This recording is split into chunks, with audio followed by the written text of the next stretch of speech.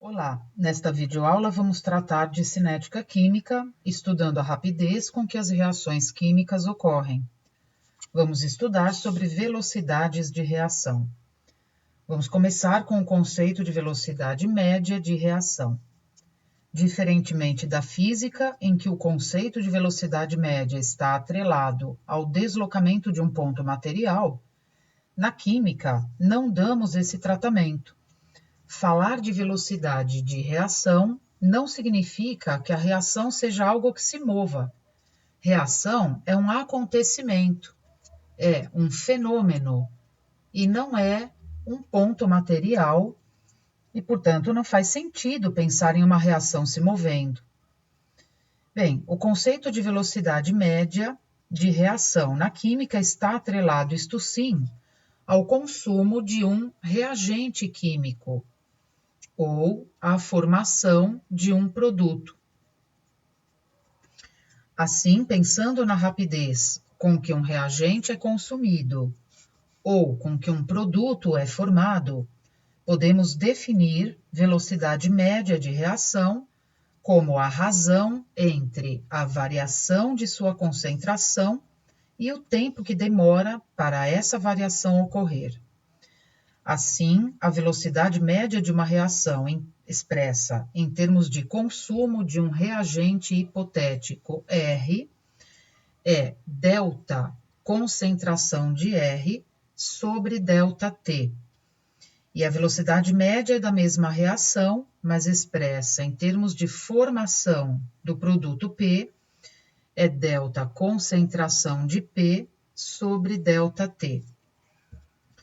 Note que temos um sinal negativo aqui. Ele serve para tornar a velocidade um valor positivo. Quando nos referimos a um reagente, sua variação de concentração já sai negativa, uma vez que ele está sendo consumido. Como não existe na química velocidade negativa, lembra-se, não há ninguém se deslocando em uma trajetória orientada. Precisamos sempre deixar o sinal da velocidade positivo.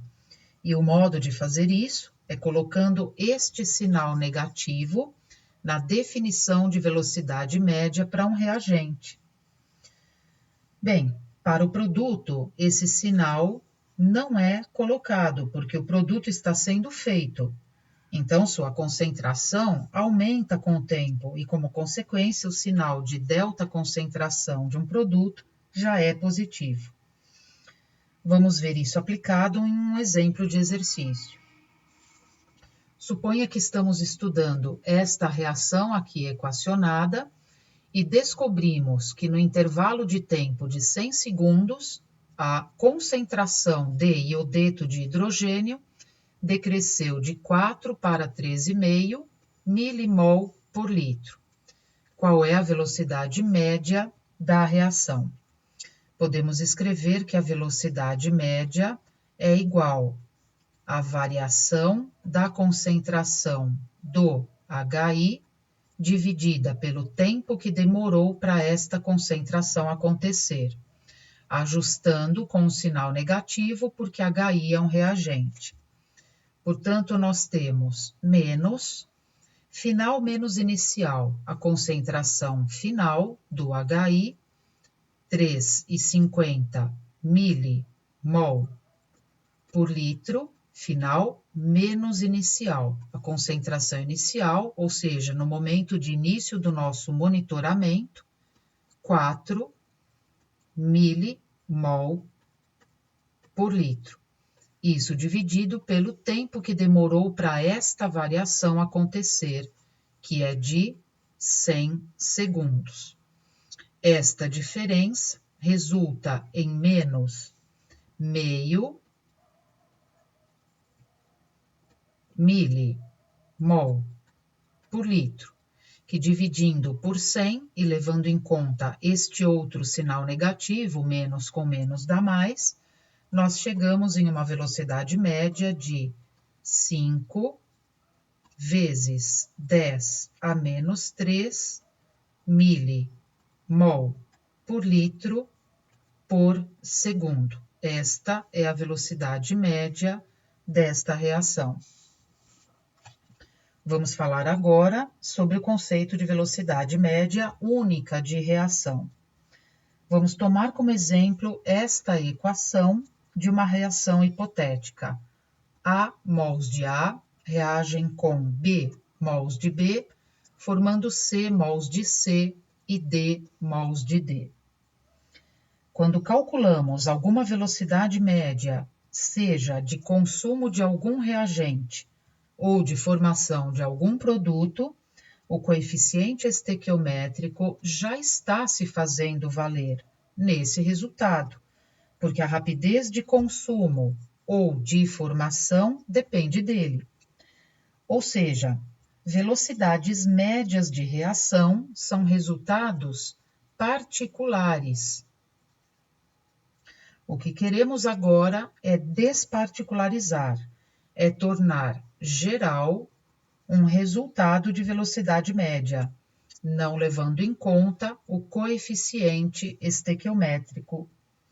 Para tornar geral um valor particular, devemos dividi-lo pelo coeficiente estequiométrico da substância que foi levada em questão. Bem, aí é que entra o conceito de velocidade média única de reação. Ela é a velocidade da reação expressa de um modo geral, não particular para nenhuma das reações envolvidas na reação, não necessariamente. Com outras palavras, a velocidade média única de reação pode ser entendida como se fosse a velocidade média de reação para uma espécie que apresente coeficiente estequiométrico 1 na equação. Então, a velocidade média única de reação seria a velocidade de consumo do reagente A dividido pelo coeficiente estequiométrico A, ou de consumo do reagente B dividido pelo seu coeficiente estequiométrico, ou de formação de C dividido por C, ou de formação de D dividido por D. Vamos ver um exemplo para compreender isso melhor. A velocidade média desta reação aqui equacionada durante um certo tempo é registrada como 1,150 milimol de amônia por litro por hora. No item A, vamos calcular a velocidade média única dessa reação. Bem, no item A, portanto, podemos escrever que a velocidade média única dessa reação é a velocidade média da reação em termos de formação da amônia dividida pelo seu coeficiente estequiométrico, que é 2. Ou seja, vamos dividir 1,150 milimol por litro por hora, vamos dividir por 2. E chegamos, então, a um resultado de 0,575 milimol por litro por hora. Esta, então, é a velocidade média única da reação. Vamos a um item B. Qual é a velocidade média no mesmo período de tempo em termos de desaparecimento de H2, um reagente? Então, para o item B, podemos escrever que a velocidade média de consumo do reagente hidrogênio é a velocidade média única dessa reação, multiplicada por 3, que é o coeficiente estequiométrico desse reagente. Multiplicando este valor da velocidade média única por 3, nós chegamos ao resultado 1,725 milimol. Agora, estamos tornando essa velocidade particular para o H2, então, milimol de H2 por litro por hora. Esta é a velocidade média de consumo do H2. Vamos ver agora o conceito de velocidade instantânea de reação.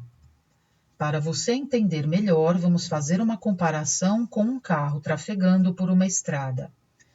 Num determinado momento, você olha o velocímetro e vê 110 km por hora.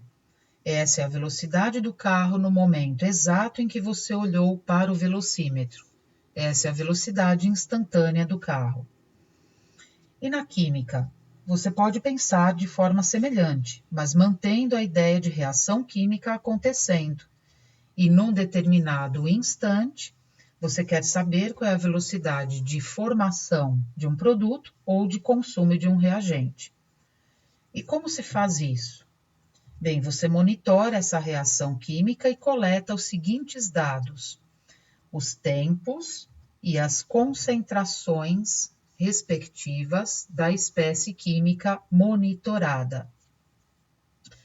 Aqui os tempos que você escolhe para determinar as respectivas concentrações da espécie química que você está monitorando. Depois, você plota os correspondentes pontos em um gráfico de concentração dessa espécie em função do tempo. Se a espécie química monitorada é um reagente, como é o exemplo aqui, a curva característica é descendente, porque à medida que o tempo passa, o reagente vai sendo consumido. Então, a sua concentração vai diminuindo. Bem, depois você traça a reta tangente a essa curva no ponto em que você quer saber a velocidade instantânea. E determina a inclinação da reta. A inclinação da reta é a velocidade instantânea da reação no momento em que você quer saber. Ou seja, ΔY sobre ΔX. A velocidade instantânea da reação é ΔY sobre ΔX, ou seja, a variação da concentração da espécie sobre o tempo que demorou para essa variação acontecer. Por exemplo, para a reação de deterioração da penicilina, o gráfico é este. Se quisermos saber qual é a velocidade dessa deterioração no momento 5 semanas, traçamos aqui no momento 5 semanas a reta tangente a este ponto da curva. A inclinação desta reta, ΔY sobre ΔX, é 0,076 mol por litro, dividido por 12 semanas. Então, esta divisão, ΔY sobre ΔX, neste caso, resulta em 0,0063 mol por litro por semana. Esta é a velocidade instantânea da reação de deterioração da penicilina no momento 5 semanas. Veja o mesmo gráfico aqui ao lado, mas agora com a reta tangente no tempo 10 semanas. A inclinação da reta, que é a velocidade instantânea, é delta concentração sobre ΔT, ou seja, 0,045 mol por litro dividido por 17 semanas, que dá um valor de 0,0026 mol por litro por semana. Esta, então, é a velocidade instantânea da mesma reação de deterioração da penicilina só que no momento, 10 semanas. Bem, a dificuldade operacional em se traçar a reta tangente a um ponto da curva justifica o uso de programas de computador para isso, então não fazemos isso manualmente. Bem, por hora é só, até a próxima videoaula.